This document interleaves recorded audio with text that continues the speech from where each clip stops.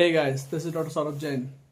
यार कुछ दिन से वीडियोस नहीं डाल पा रहा हूँ। इस समय मैं वेकेशन में हूँ सिक्किम में, और होटल के रूम्स में बैठ के वीडियो बना रहा हूँ आप लोगों के लिए, क्योंकि आपके एग्जाम पास हैं और कंटिन्यूटी मेंटेन रखनी है मुझे वीडियोस की। So please don't mind the quality of the videos that I am making, but there are some few important topics जो मैं आपसे बात करना चाहता हूँ। देखो, आज एक बच्चे का मैसेज है कि सर पेपर कैसे एनालाइज करना है। इस पर्टिकुलर टॉपिक पर मैंने अभी तक कोई वीडियो बनाया नहीं था, पर मेरी कई बच्चों से इस बारे में बात हुई है। So I will talk about that thing कि पेपर आप जब दे करके आते हो मॉक टेस्ट का, उस चीज़ को इम्प्रूव करने के लिए पेपर आप एनालाइज कैसे करोगे। देखो, सबसे बड़ी गलती जो बच्चे करते हैं, मॉक टेस्ट के स्कोर को जब वो देखते हैं और अगर मान लो स्कोर उनका कम आता है तो उनको लगता है कि उनका स्कोर ही कम आ रहा है, लेकिन जब वो फाइनल एग्जाम देने बैठते हैं तो कई बार उनका स्कोर मॉक टेस्ट से भी बेटर आता है। उसका मैं सिंपल से कारण बता रहा हूँ। जो टेस्ट सीरीज बनाई जाती है, जो कोचिंग टेस्ट सीरीज बनाते हैं, वो बनाते हैं टेस्ट सीरीज बहुत टफ। इसलिए पहला काम आपको जो करना है, जब आप टेस्ट दे करके आओ, जितने भी क्वेश्चन आउट ऑफ एनसीईआरटी हैं, चाहे आपके फिजिक्स सॉरी जैसे चाहे आपके केमिस्ट्री में हो या आपके बायोलॉजी में हो, इनके वो सारे क्वेश्चन जो आपकी टेस्ट सीरीज में आउट ऑफ एनसीईआरटी थे केमिस्ट्री और बायो में, उनको आप काट के अलग कर दीजिए, क्योंकि वो क्वेश्चंस आपके एग्जाम में नहीं आएंगे, वो आपके एग्जाम के एक्चुअल लेवल को रिप्रेजेंट नहीं करते। तो पहला काम तो आपको ये करना है। दूसरी चीज़, जो बहुत टफ क्वेश्चन आया था आपके पेपर में, से फॉर एग्जांपल फिजिक्स का हो या केमिस्ट्री का हो, जो एक्सट्रीम टफ क्वेश्चन आया था उसको भी आप काट दीजिए, क्योंकि बहुत एक्सट्रीम टफ क्वेश्चन भी नीट में नहीं पूछे जाते हैं। पेपर का लेवल मॉडरेट होता है या सिंपल होता है। ओके, तो ये दो चीज़ें जैसे ही आप करोगे तो आपको देखने में मिलेगा कि 180 में से आपके 5-10 क्वेश्चन तो 101% ही एलिमिनेट हो जाएंगे पेपर से। तो आपको आपका स्कोर बचे हुए क्वेश्चंस के परसेंटेज जो है बचे हुए क्वेश्चंस के हिसाब से ही निकालना है। उन क्वेश्चंस को तो आप हटा ही दीजिए। अब देखिए, नेक्स्ट चीज़ जो आपको करनी है, जो क्वेश्चंस, अब देखिए दो ही चीज़ें बची पेपर में, या तो जो क्वेश्चंस आपके गलत हुए या फिर आपने छोड़ दिए। दोनों ही चीज़ों में सबसे पहले जो क्वेश्चंस आपके गलत हुए उसमें आपको क्या करना है, जो क्वेश्चंस आपके गलत हुए उसमें आपको ये चीज़ देखनी है कि ये क्वेश्चन जो आपका गलत हुआ, ये क्या उस टॉपिक से था जो आपने ऑलरेडी किया हुआ है। अगर ऑलरेडी उस टॉपिक से था जो आपने किया हुआ है और बाई चांस आपका गलत हो गया, then that's a different thing.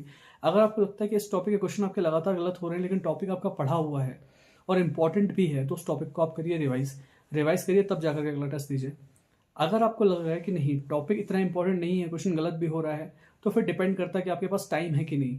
अगर टाइम है रिवाइज करो, टाइम नहीं है रिवाइज मत करो, उस टॉपिक को जाने दो। अगर अनइम्पॉर्टेंट टॉपिक है तो सेम चीज़ होगी। अगर मान लीजिए कोई क्वेश्चन आपने छोड़ा है, उस क्वेश्चन को देखो कि वो क्वेश्चन जो था वो क्या इंपॉर्टेंट टॉपिक से था या अनइम्पॉर्टेंट टॉपिक से था, और क्या वो पढ़ा हुआ था आपका पहले से वो टॉपिक या नहीं। अगर पढ़ा हुआ था वो टॉपिक आपका पहले से, आपको बनना चाहिए था वो क्वेश्चन, नहीं बना, बाई चांस नहीं बना, एक अलग बात है। अगर आपको लगता है कि उस टॉपिक के क्वेश्चंस लगातार आपसे स्लिप हो रहे हैं, मतलब वो टॉपिक रिवाइज किया जाना जरूरी है। और अगर वो टॉपिक इंपॉर्टेंट भी है तब तो उसको 101%, अगर आपने नहीं किया है तो कंप्लीट भी किया जाना जरूरी है। लेकिन अगर क्वेश्चन आपसे नहीं बना, टॉपिक भी अनइम्पॉर्टेंट था, मतलब जो लिस्ट है ना हमारे इंपॉर्टेंट टॉपिक्स की, अगर वो अनइम्पॉर्टेंट था तो डेफिनेटली सीधी बात है कि फिर आपके पास टाइम है तो उस टॉपिक को आप करोगे, अगर नहीं है तो नहीं करोगे। फिजिक्स और फिजिकल केमिस्ट्री के बहुत टफ क्वेश्चंस के पीछे तो जाना ही नहीं है। नहीं बने तो कोई बात नहीं, आप बाकी जो इंपॉर्टेंट टॉपिक्स हैं उन पर फोकस करिए, मॉडरेट लेवल के क्वेश्चंस पे आप फोकस करिए। फिर देखो, एक बहुत इंपॉर्टेंट गलती जो बच्चे करते हैं वो है क्वेश्चंस छोड़ के आना। आपके पास 180 क्वेश्चन है, अगर आपने 15-20 से ज़्यादा क्वेश्चन छोड़ दिए, मेन एग्जाम की बता रहा हूँ, तो आप वैसे भी कंपटीशन से बाहर हो गए। कट ऑफ जा रही है 650। आपने अगर मान लीजिए 20 क्वेश्चन छोड़ दिए तो 80 नंबर के क्वेश्चन तो आपने छोड़ ही दिए। मतलब सीधी बात है, आप 640 पे तो सीधे ही आ गए। 640 में भी अगर आप स्कोर करते हो तो आपका स्कोर मान लीजिए 600 के आसपास भी अगर आ जाता है तो भी आप कंपटीशन से बाहर हो। तो एक बच्चा जिसके 600 नंबर आ रहे हैं उसका भी सिलेक्शन नहीं हो रहा, जिसके 400 आ रहे हैं उसका भी सिलेक्शन नहीं हो रहा। तो इससे बेटर ये है कि हमको रिस्क ज़्यादा लेनी है।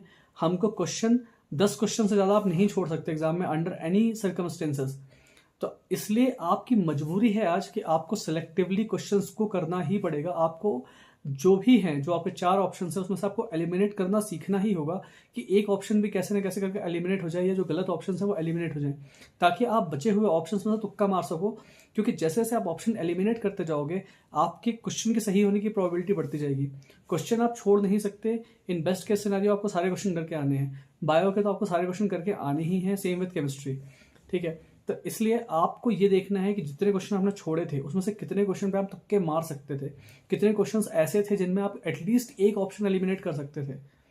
क्योंकि आपको ऑप्शन एलिमिनेट करना सीखना ही होगा। अगर आप बहुत ज़्यादा क्वेश्चंस छोड़ रहे हो तो आपका स्कोर भी कम आएगा, अभी के मॉक टेस्ट में भी और फाइनल एग्जाम में भी आपका स्कोर कम आएगा। तो क्वेश्चंस हमें ज़्यादा से ज़्यादा अटेम्प्ट करने की प्रैक्टिस करनी है। ये चीज़ हमें देखनी है कि कितने क्वेश्चंस थे जो हमने छोड़े, उसमें से कितने क्वेश्चन थे जिन पर तुक्का मारा जा सकता था, और हमें ज़्यादा से ज़्यादा क्वेश्चन अटेम्प्ट करने हैं, तभी आपका स्कोर कट ऑफ क्रॉस कर पाएगा। So that was all from my side. अगर आपको स्टिल कोई प्रॉब्लम आती है तो please comment me, I will definitely reply you no matter how busy I am. Thank you.